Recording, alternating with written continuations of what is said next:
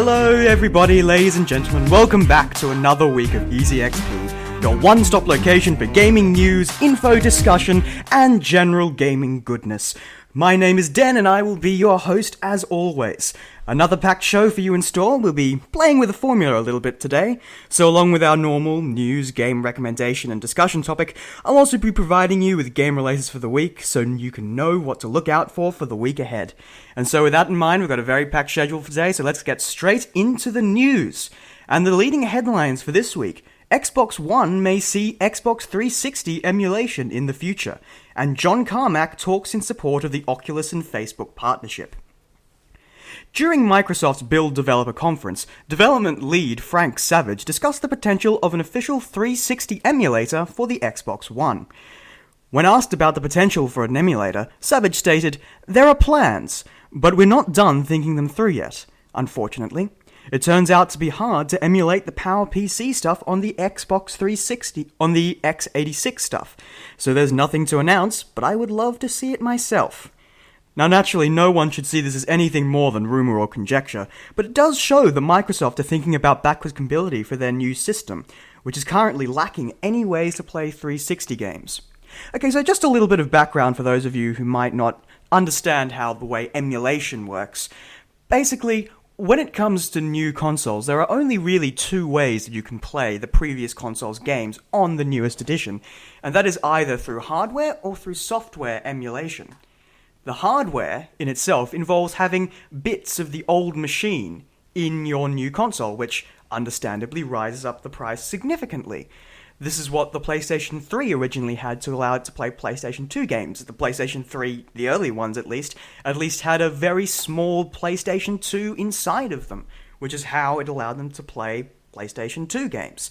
In the same way, the Wii U is backwards compatible with the original Wii because its CPU is a derivative of the CPU used in the original Wii. So just by underclocking it and turning off a core or two, they can suddenly play Wii games with absolutely no trouble on the Wii U.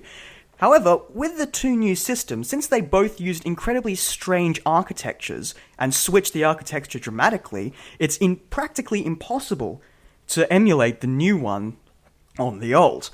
And so, they're suggesting this different way of software emulation. Now, software emulation takes a lot of power to run, and because of that, there's not even a proper 360 emulator on the PC yet, even though one's being developed at the moment, I believe, because it just takes a lot of processing power to emulate software. So, it's going to be interesting to see what Microsoft can pull out of this in terms of the emulation for the 360. It would obviously be a distinct advantage and a selling point for the Xbox One to be able to play your current Xbox 360 library, and I have a feeling that that might win a few more people over to the Xbox One as the Xbox One goes through its game drought and starts the beginning of its life. Now, obviously, this is nothing more than rumour, and so you should take every bit of this with the grain of salt that it deserves. So it's something to keep in mind and keep in the back of your head for the future and see if anything actually develops from it. And our second story today: the game industry veteran John Carmack, formerly of id Software and the current CTO of Oculus Virtual Reality, has talked in favour of the pairing between Oculus Virtual Reality and Facebook. John Carmack is best known for his key role in the development of 3D graphics for video games, being the lead programmer in very early 3D games like Doom, Quake, and Wolfenstein 3D. Needless to say, he's a bit of a big deal when it comes to the gaming industry, being one of the first people to develop 3D graphics processing systems specifically for video games. In terms of Oculus and Facebook, Carmack has said, "The fairly rapid involvement of the Titans is inevitable, and the real questions were how deeply to partner, and with who. Honestly, I wasn't expecting Facebook or this soon. I have zero personal background with them, and I could think of other companies that would have a more obvious synergies. However, I do have reasons to believe that they get the big picture as I see it, and will be a powerful force towards making it happen. You don't make a commitment like they just did on a whim." Needless to say that this, coming from John Carmack, who is basically a veteran in the gaming industry, is a pretty big deal. Carmack has recently left id Software of about 2013 in order to join Oculus VR and help improve their vision as a lead programmer and CTO, Chief Technical Officer, I believe. And so, if anybody knows what's going up with Facebook and Oculus and the potential futures of it, it is most likely going to be him. I said I'd keep you up to date with this story, and this seems like, for the most part, at least at the beginning, we can have maybe a glimpse of misplaced optimism for the future of the Rift, if what John Carmack says is true, and if this actually turns out in the favour of the Oculus Rift, then maybe it might not be so bad after all. And now to finish off with the release schedule for this week. Coming this week, Titanfall for the 360, Daylight for the PlayStation 4, Kinect Sports Rivals for the Xbox One, The Wolf Among Us Episode 3 for PC, PS3 and 360, Lego The Hobbit for quite literally everything, Putty Squad for the Vita and the PlayStation 3, Strike Suit Zero Director's Cut for the PlayStation 4 and the Xbox One, King Oddball for the PlayStation 4, and Tom Clancy's Ghost Recon Phantoms for the PC. So if anything in that list catches your eye, then keep an eye out on the shelves for one of those games.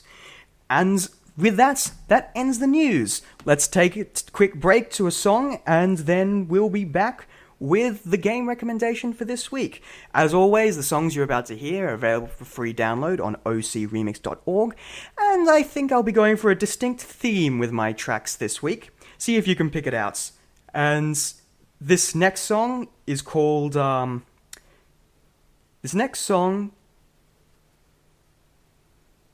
apologize, my iPod is not letting me show the song. The next song is called This Feeling by a remixer called OA. Enjoy.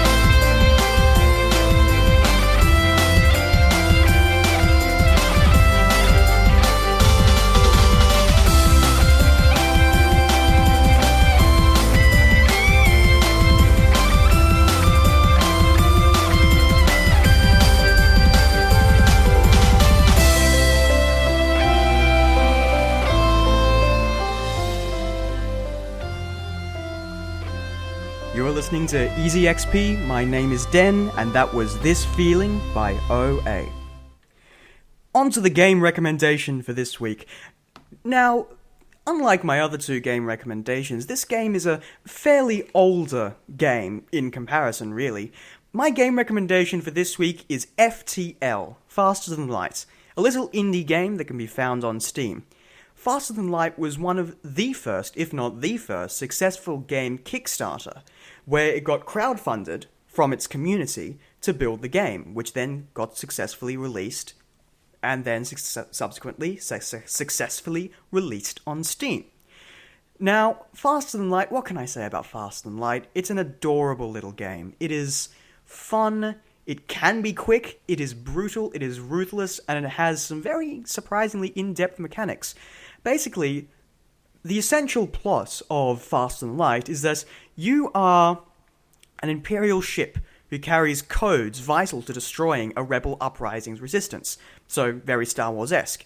And you've got to run away from rebels through various sectors, encountering various different objectives and obstacles along the way that can either help and hinder your progress.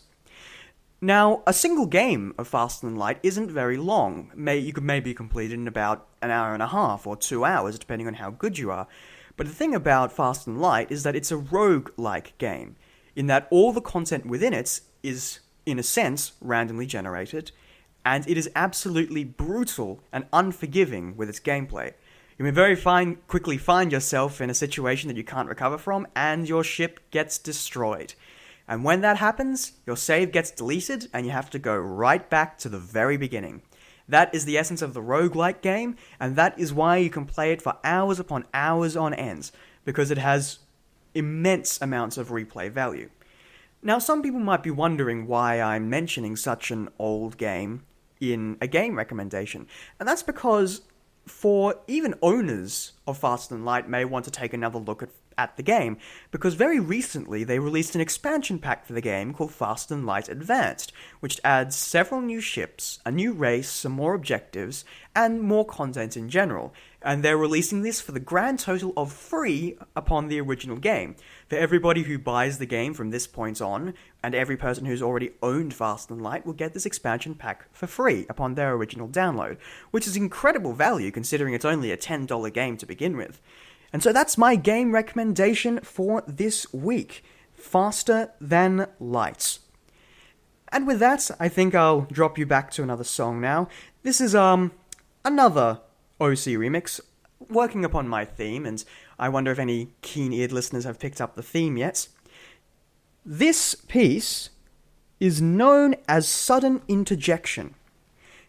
And if the theme didn't become apparent in my last track, then maybe this one will give you more of a clue.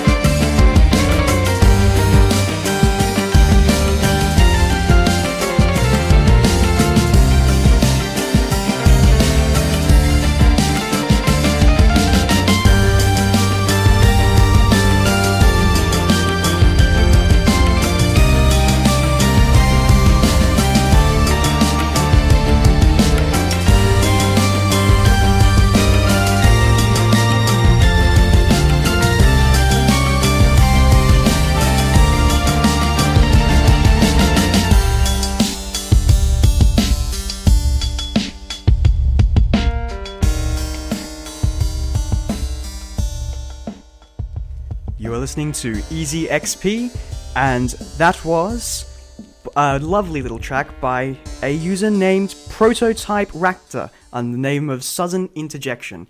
Yes, for those of you who haven't picked it out already, I'm feeling in a distinct Phoenix Wright mood this week, and so all of my tracks have been from that particular game, which is a fantastic game that I recommend everybody to have a look. It's a DS game, primarily, but you can also pick it up on iOS, and I believe you can play the first case for free. It's a visual novel, and you play a lawyer trying to defend your client in court, and as dull as that sounds, the plot is delightful, the character's memorable, but I've already made a game recommendation for this week, so I'll leave it as that. You can pick it up on the DS or the iOS if it tickles your fancy. So, my topic this week is one that's, while it may seem trivial, I feel that many more gamers need to know about it. There's always this stigma with games that comes to having a good-looking game. That is, a game that looks visually impressive. And obviously, that's something that lots of gamers hold in very high regard. The power of consoles is one of their occasionally main selling points. Indeed, one of the taglines for the PlayStation 4 is the most powerful console in the world.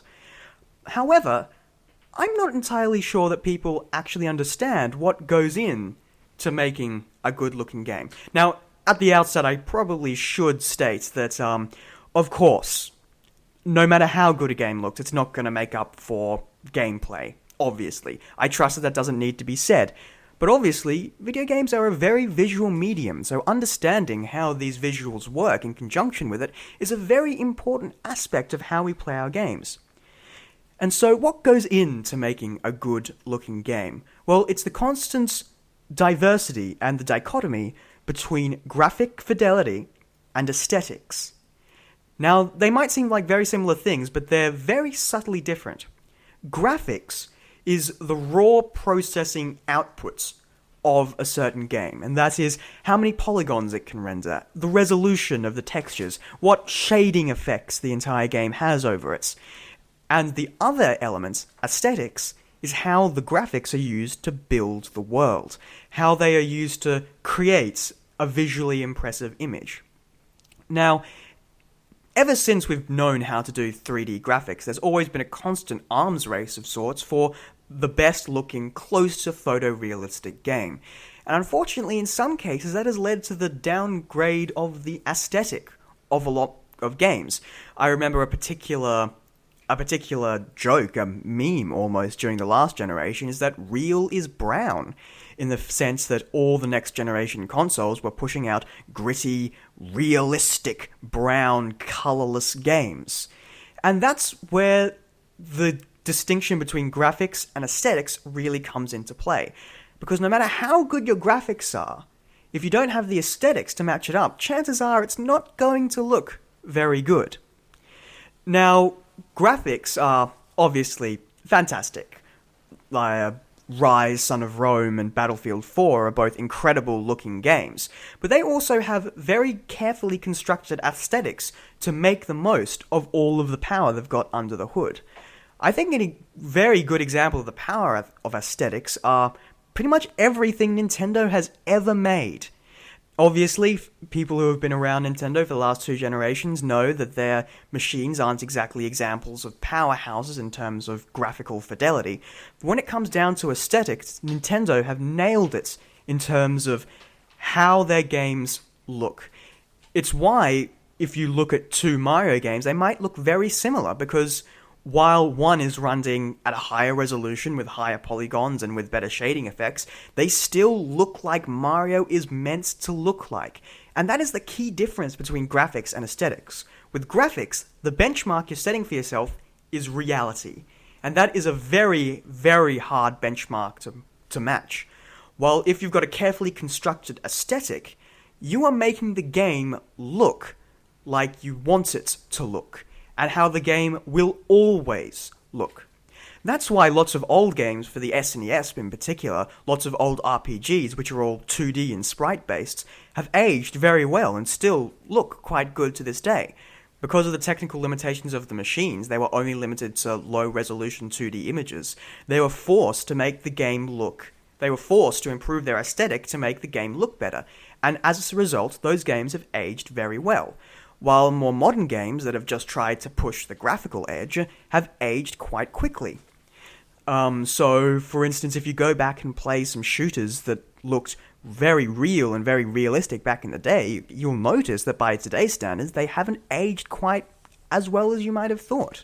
While games like Legend of Zelda Wind Waker, for instance, that have a very clear set aesthetic, have aged to the extent where you don't really need to upgrade them in terms of fidelity.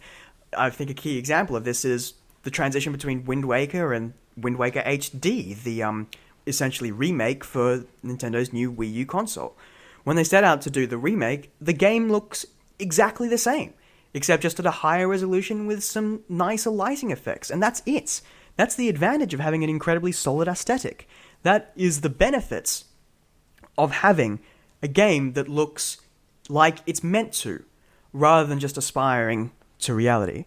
There's a lot more to cover in this topic, and I might spill over into a discussion next week about certain graphical terms and this quest for fidelity, but it seems to me that I am running out of time. The next show slots are eyeing the microphones eagerly, and so I should probably leave you with my final track of the day. Carrying on with my Phoenix Wright theme, I've decided to pick what is, from what I could find, a very, very nice compilation of Phoenix Wright melodies, including the infamous Pursuit theme, Allegro 2001, and even the Turnabout Sisters theme. This is made by a remixer called OA, who made the first song you heard in the show today. And this track is called Carry the Moments. As ever, if you want to suggest a game for us to talk about, or a particular argument you would like to present, or just want to talk to us in general, you can contact us at surgeexp@gmail.com. That's surgeexp@gmail.com.